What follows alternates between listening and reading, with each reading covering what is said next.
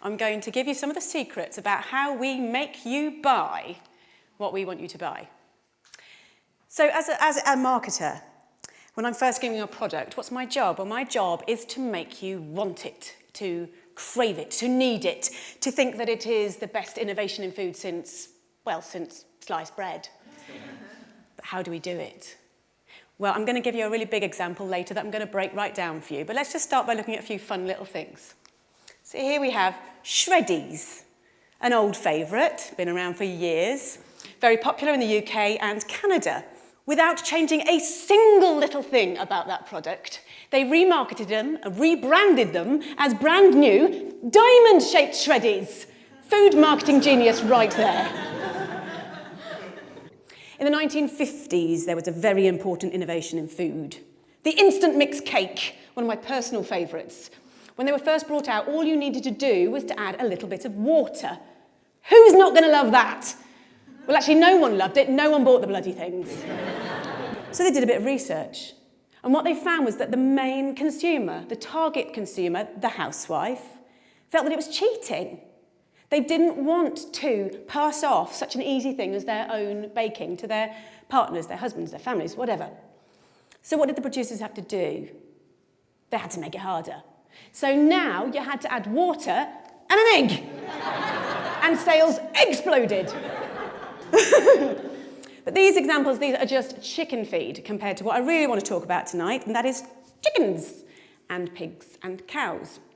So when we think about where chickens, etc. come from, we think about something a bit like that.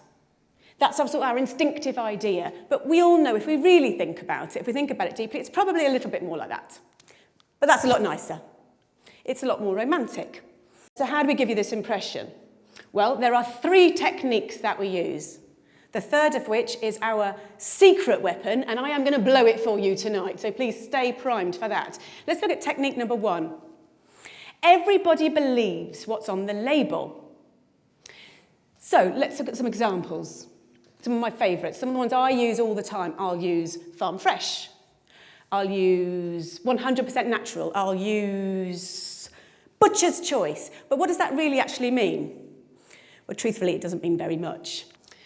If we see that on the label, we feel a bit more confident. But let's have a look at what a farm really looks like. It probably looks like that. Now, this is a concentrated animal feeding operation. I'm going to run that past you again. It's a concentrated animal feeding operation. That's not going to look great on a label. Hence, we use farm fresh.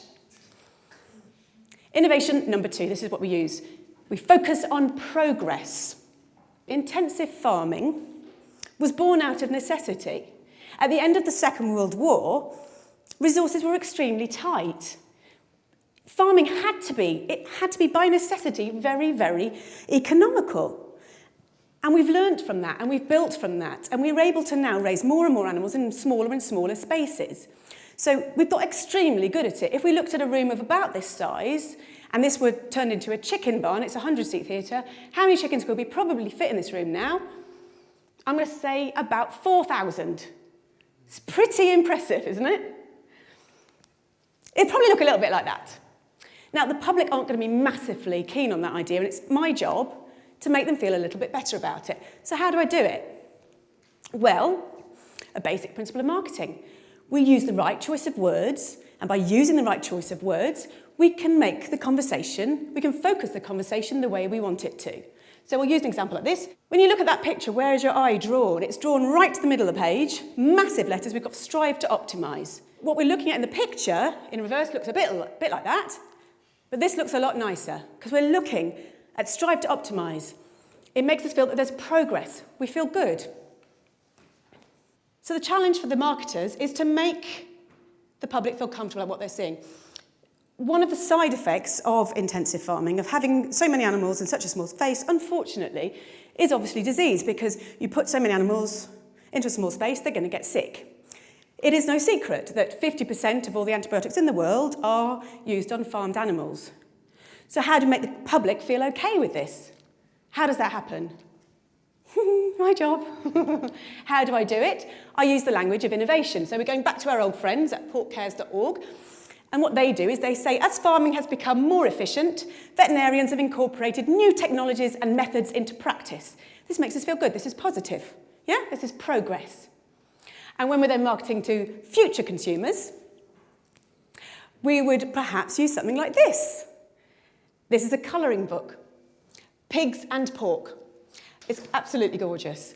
And what we're doing here is we're getting the children to focus on the fact that we're using innovation. So by bringing the pigs out from the muddy fields and into the clean barns, we're taking them away from all that nasty, dirty mud and all the diseases that are lurking there within. Positive. So onto our secret weapon. This is what we really need to focus on.